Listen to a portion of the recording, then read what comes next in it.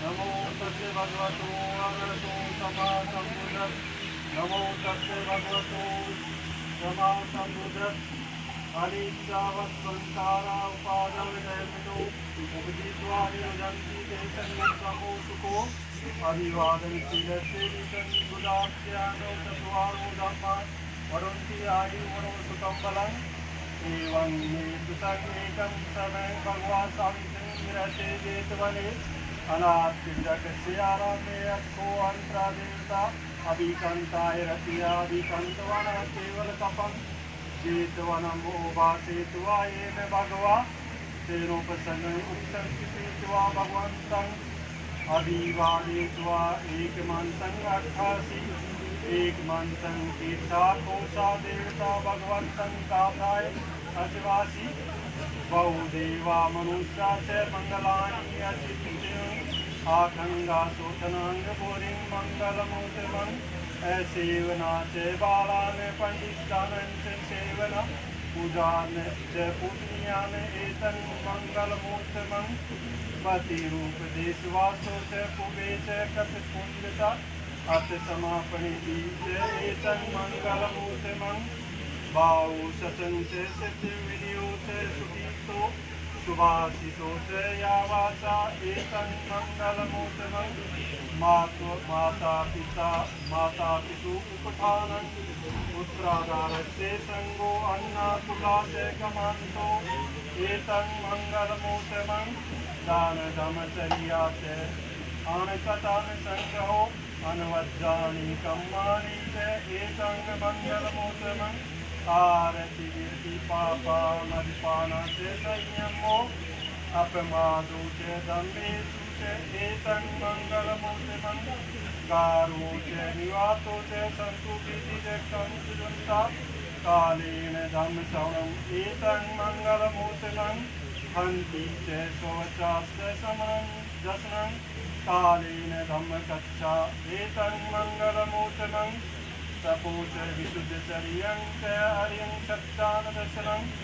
निब्बानं सचीक्रिया च एतं मङ्गलमूर्तिमन् पुटस्य लोकधन्येयसं च कम्पति अशोकं विरञ्जं क्षेमम् एतं मङ्गलमूर्तिमन् एतादृशानि गत्वानं सबरपराजिता सबत सोन्ति गतन्ति तं तेन मङ्गलमूर्तिमन्ति साधु साधु साधु। पहले भी बोलते चले आते थे, कोई बोल के चला गया, कुछ बताया नहीं। अब इसका कोई हिंदी थोड़ा सा मैं आपको स्पष्ट करूँगा। बोला कुछ पता नहीं चला, आपने यूँ बोलते चले आए आज तक। तो सबसे पहले बोला मैंने नमो तस्य भगवतो अरहतो सम्मा सम्बुद्धस्स। उस भगवान बुद्ध को जिसने दुख मुक्ति से सुख प्राप्ति का मार्ग और राग द्वेष ईर्ष्या इनको त्याग करके भग्न करके और सबके लिए समानता का मार्ग खोजा, उसको 3 बार मैंने नमन किया है इसमें। फिर मैंने बोला है अनिच्चावत् संकारा उपाधेय दमिनो उपजित्वा निरोधन्ति ते संगोक्षम मोसुको। सभी संस्कार अनित्य है, उत्पन्न होना तथा नष्ट होना उनका स्वभाव है। उत्पन्न होकर नष्ट हो जाना ही परम सुख होता है। तो प्रकृति में जो जन्मता है उसको मतलब नष्ट होना पड़ता है, तो वो उसको सुख प्राप्ति हो जाती है अंतिम। अभिवादनशील से निचंग बुद्धवा बुचान्यो चतवारो धम्मावंती आयुवनो सुगंग बलक। तो जो अभिवादनशील मनुष्य है, जो सदा वर्दों की सेवा करने वाला है, उसकी 4 बातें बढ़ती हैं, आयु, सुंदरता, सुख और बल बढ़ता है।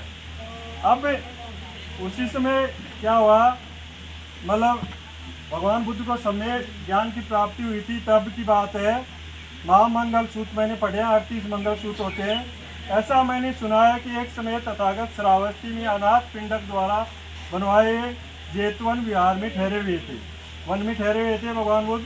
उसमें रात्रि के अंतिम पहर में एक अति स्वरूपवान जिज्ञासु व्यक्ति संपूर्ण जेतवन को आलोकित करता हुआ तथागत के पास आया और प्रणाम करके पूछा कि व्यक्ति की मनुष्य का कल्याण कैसे हो।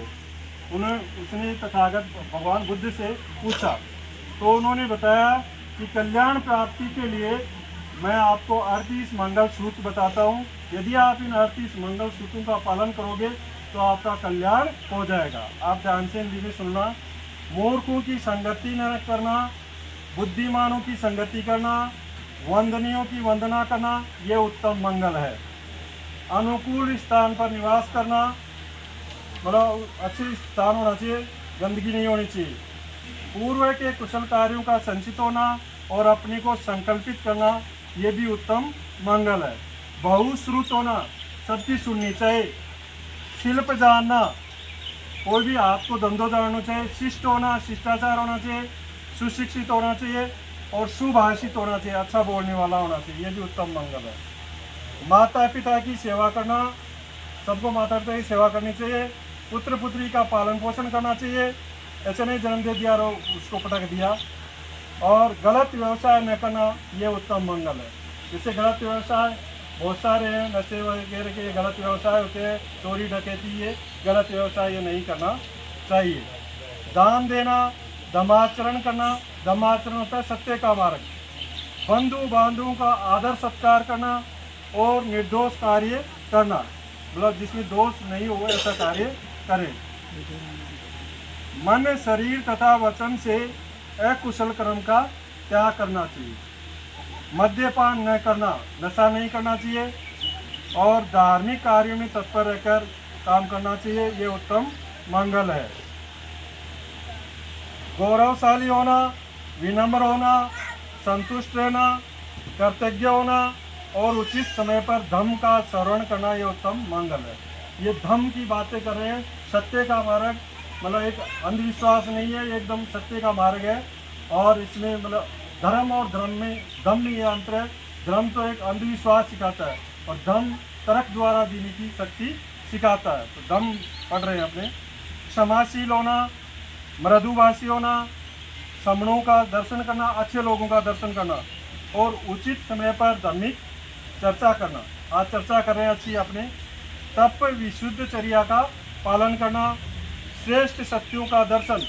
चार आर्य सत्य हैं, दुख का कारण, दुख निवारण के उपाय, वो है अष्टांगिक मार्ग। और निर्वाण का साक्षात्कार, निर्वाण मानी ज्ञान प्राप्त करने का साक्षात करना। जिसका चित्त लोक दम से विचलित नहीं होता है, मन मतलब लोक दम, सुख दुख इनसे विचलित नहीं होता है, वह निशोक, निर्मल तथा निर्भय रहता है और किसी से डरता नहीं है, ये उत्तम मंगल है।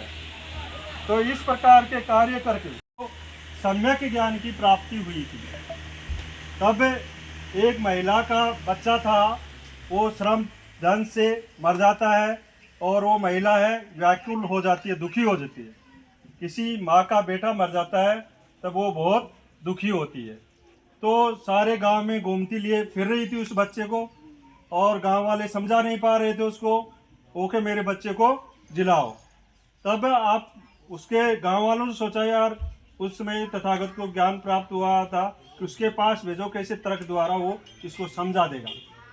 तो वो कहे आप वहाँ जाओ, तथागत बुद्ध हैं, भगवान बुद्ध हैं, उनके पास जाओ, आपका बच्चा राजी हुई, क्या पता हो जाए जिंदा हो जाए। गई उनके पास, गई तो तथागत को प्रणाम करके कि मेरे बच्चे को जीवित करो, बैठो सुला दो यहाँ पर। आपको एक काम बताता हूँ कि आप गांव में वापस जाओ और उस घर से एक मुट्ठी सरसों की लेके आओ जिस घर में मृत्यु नहीं हुई हो, आपका बच्चा जिंदा कर दूंगा।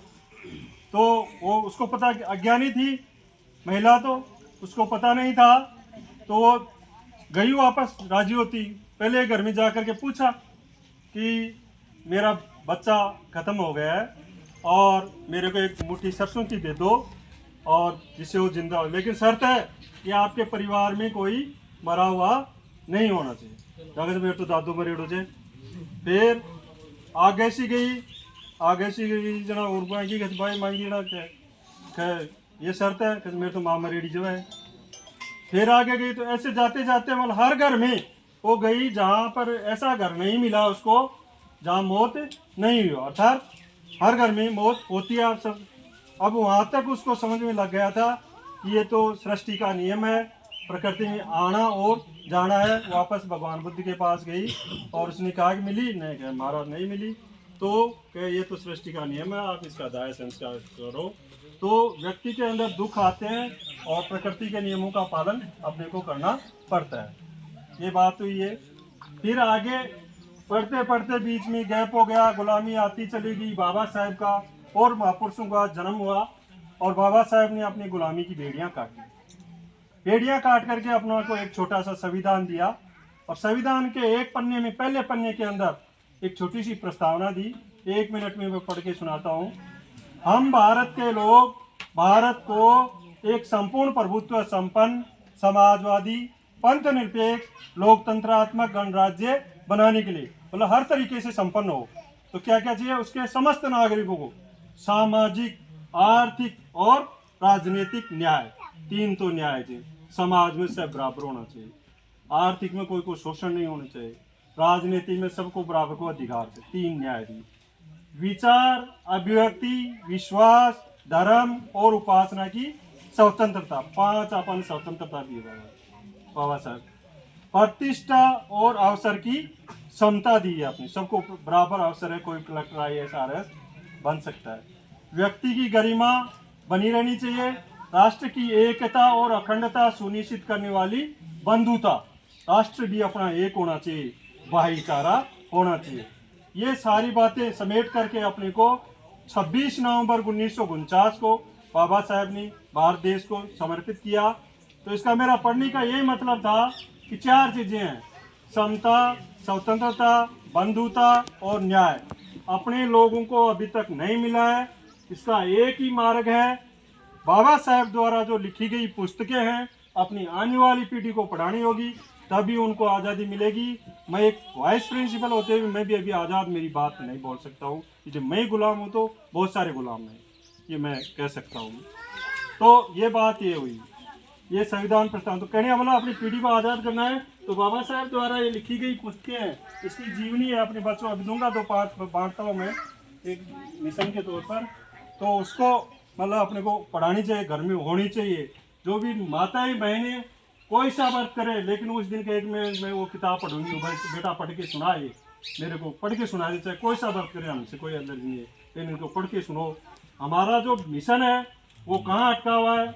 अपनी माताओं बहनों पर यहीं अटका हुआ है, क्योंकि माँ पहली शिक्षिका होती है, वो बच्चे को वहीं पर क्या शिक्षा देती थी, वो अलग चीज़ें अपने आगे बातें। अब इसके बाद में मेरे 5 प्रश्न होते हैं। पहला प्रश्न है हमारे श्रद्धेय चाचा जी। आज हमारे परिवार में जो अवसर मिला गुलामी की बेड़ियां काटने का, तो चाचा जी के मैं पूछूंगा, वही प्रश्न का उत्तर देगा। बच्चों से पूछूंगा पहले। चाचा जी के जो बघाराम जी हैं, इनके दादाजी का क्या नाम था? पहले 5वीं तक के परिवार के बच्चे, 8वीं तक के, 10वीं तक के कोई बच्चा बैठा हो? श्री राम जोधा राम जी राम। वेरी गुड, शाबाश। ये पुस्तक किसको बैठ कट करके सबे होन्तु चखे मिनो सबे भद्राणि पश्यन्तु मा किञ्चिदुःखमागमा सबे सता सुखी होन्तु सबे होन्तु चखे मिनो सबे भद्राणि पश्यन्तु मा किञ्चिदुःखमागमा सबे सत्ता सुखी होन्तु सबे होन्तु चखे मिनो सबे भद्राणि पश्यन्तु मा किञ्चिदुःखमागमा। दुनिया के सभी प्राणी सुखी हो, सभी का कल्याण हो, सभी को कल्याण का मार्ग मिले, किसी को कोई दुख ना हो। दुनिया के सभी प्राणी सुखी हो, सभी का कल्याण हो, सभी को कल्याण का मार्ग मिले, किसी को कोई दुख ना हो। दुनिया के सभी प्राणी सुखी हो, सभी का कल्याण हो, सभी को कल्याण का मार्ग मिले, किसी को कोई दुख ना हो। साधु साधु साधु।